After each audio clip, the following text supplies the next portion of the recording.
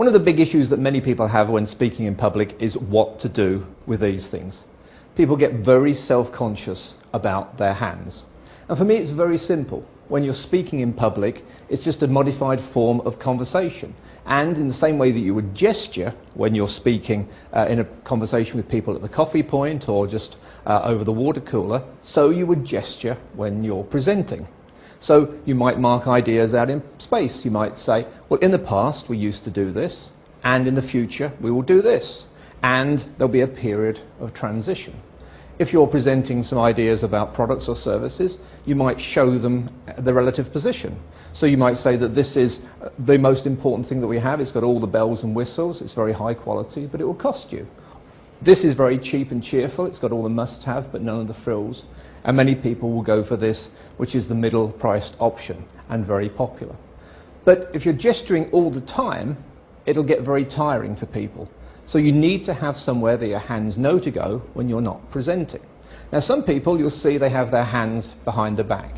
And this just looks very formal. It can remind people of the military, maybe a lecturer, maybe even of Prince Charles of the English royal family.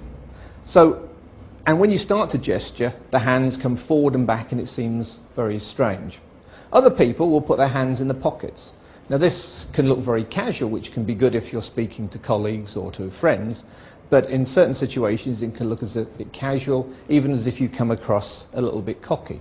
Some people put their hands on their hips, and this can come across as arrogant and even overconfident, and can have a negative perception. So one thing you do want to do is avoid anything that might be considered defensive. We all know that folding your arms suggests to people that you're closed off from them, and certainly that's something you wouldn't want to do when you're presenting. But even if you just cross your arms across your body, which is what you often see people do, and occasionally they'll start to rub the side of their arm in a kind of self-pacifying gesture. So you need to avoid that. The worst probably is to have your hands down here, which is a very defensive posture. And then sometimes you see people starting to gesture like this, and it's something we call the fig leaf flasher. So now I'd like to explain something to you, and it can look very humorous as far as people are concerned.